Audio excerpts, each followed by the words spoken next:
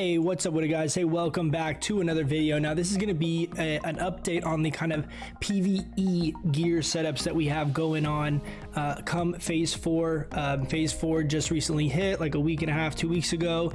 So Bloodvine's out, BWL's out, just to give you an idea if you're watching this at some point in the future. But I wanted to show you guys some of the sets that I'm using for PVE content. Now when it comes to PvP, that's kind of like this constantly moving target because there's so many options as far as gear now, and there's so much situational stuff. But I felt like this would be a good thing to kind of show you guys what I'm using consistently every week in raids and the sets that I'm kind of trying to put together to really optimize and maximize my damage as much as possible. So with that being said, we got 3 sets we're going to go into. We have the fire resist set, we have our PVE trash set, or something that you might want to use for dungeons, basically any target that's PVE scenarios but are not level 63 or higher. And then we have our max basically hit set that we're going to be using against boss encounters for basically all the raid content moving forward. So let's go ahead and we'll start off with our fire resist set as we have here. I have this equipped right now. You can see baseline here. I have Mark of the Wild, so we'll take that off just for numbers sake. Without Mark of the Wild, I'm at 197 fire resist. Now, it's important to understand that Mark of the Wild, and if you're Alliance, it would be the fire resist aura from Paladins, or on Horde side, the fire resist totem do not stack when it comes to the resistance component. So if I had, I'll put a clip up here, but when I have the fire resist totem gives me another 60, and then we also have the blazing emblem, which is a BOE you guys can find on the auction house. Usually it's relatively inexpensive depending on timing of getting it, and when we pop this, we get up to 307 fire resist. Now that's absolutely insane, guys. So 315 supposedly is like the cap, and then after that you're basically not getting any benefit from using it. But let me walk you through some of the items that we're using here. We still have a good amount of damage. You can see here we have 266 arcane damage with this setup. We have the Dragon Slayer buff, so that's another 10%, but we're at 9% baseline crit. Not in Moonkin form, so it'd be 12.5%, 13% crit, and then you have AI buff, all kinds of stuff, world buffs. But what we're using here is the 5-piece of the tier 1. I talk about this set a lot. Now that Bloodvine has come out, I actually put fire resistance enchants on both the helm and my flare core leggings, because we were replacing both of those pieces. Since I'm engineering, I'm using the Bloodvine goggles for my other sets, and then we're using the Bloodvine leggings. So for these pieces, we both have the fire resistance enchant. We have the cloak, which is for the Onyxia attunement. The probably most expensive, most difficult piece to get really is probably this flare core mantle. It's just BOE. You can either get the mats together and buy it, or sometimes people even have it just up on the auction house. We have 5 fire resistance enchanted on this as well. We have our Onyxia scale cloak with 7 fire resistance on it. We have our tier 1 chest, tier 1 bracers, tier 1 gloves, tier 1 belt. All of these 2 pieces, the chest and the helm, all innately have fire resist on it, so it's really good for this set. Also gives us the 5 set bonus for that extra 2% crit. While it's not giving us a ton of damage, it's giving us a lot of stam, it's giving us a lot of int, a good amount of armor if you needed it for some reason, and a bunch of fire resist baseline. We enchant it appropriately, and we can get up really high numbers in the fire resist category. So the last pieces, my boots here, are not really ideal for this. I'm not sure. We have these Betrayer's boots as well.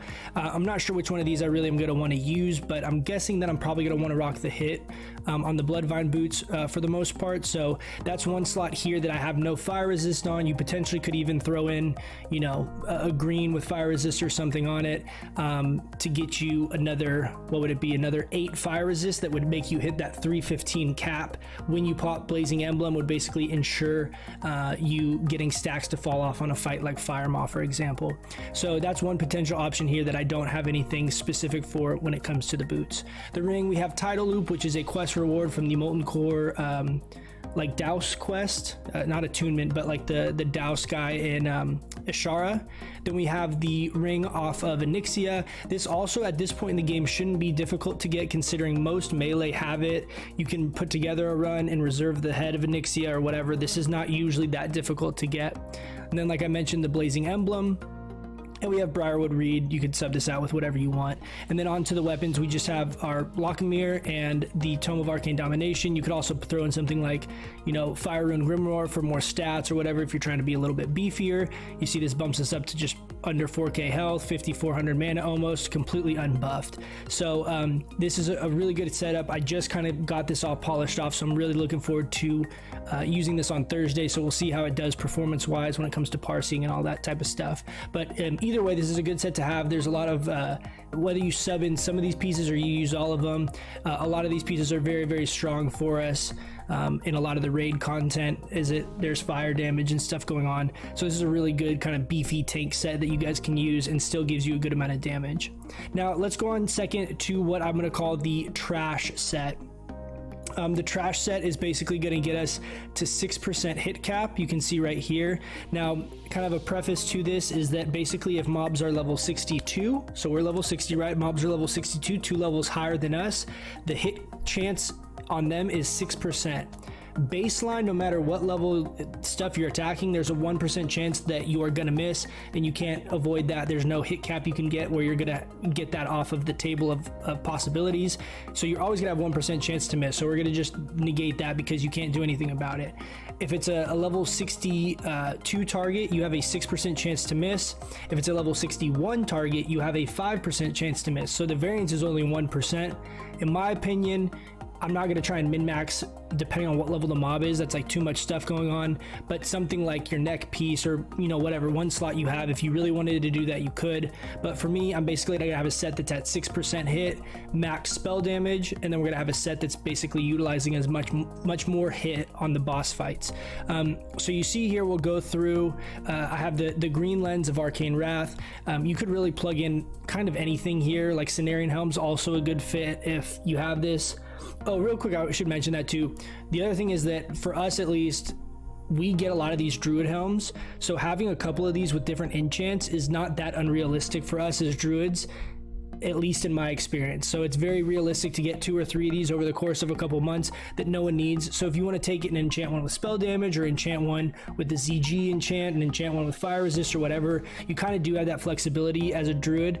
I would throw this on if I wanted to be a little bit beefier, have maybe more int or more survivability.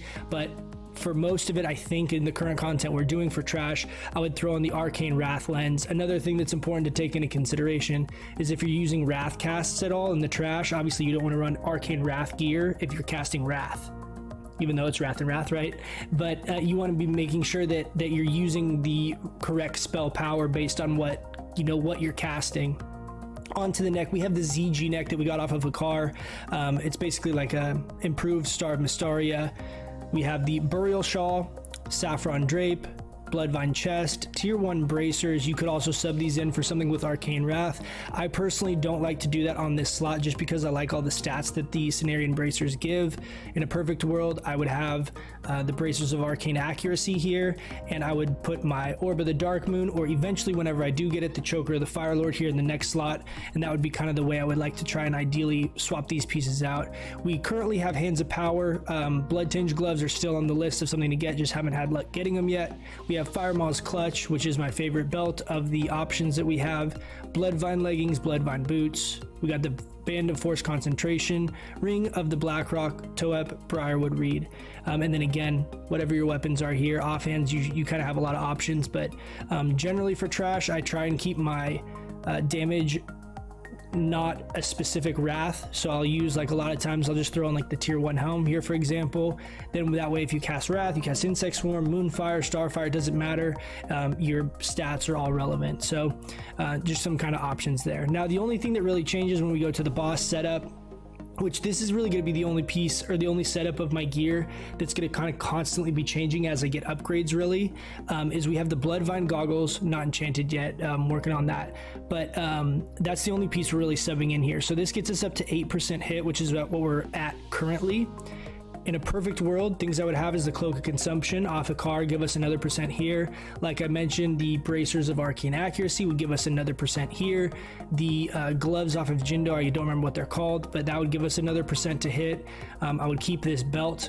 Ideally, the 1% hit ring off of ZG. More than likely, I'm going to be passing on this a lot because I already have good rings, but getting 1 more % hit on our ring slot would be great, as well as the offhand off of Jindo, and in a perfect world, Neltharian's Tear off of Neff, giving us another 2%. I don't know that I would have all those pieces on necessarily at the same time, but those are the pieces I'm kind of trying to pick up to see what we can get to get as much hit cap as possible, and then I'm going to have to kind of weigh and see what's going to actually perform better, if there's any specific breaking points regarding damage output, bonus damage, crit, things like that. So anyways, hopefully you guys find this helpful. I don't want to make this video too long, but those are the sets that I'm going to be using. I will be streaming using all of these loadouts on my character on Thursday and Sunday. We're doing BWL first with world buffs. I'm gonna be like full consumes. We're gonna be trying to go for #1 parses here on Thursday. So if you want to come stop by, hang out, say what's up, come and catch me on stream on YouTube there. And with that being said, I'll catch you guys in the next one. See ya.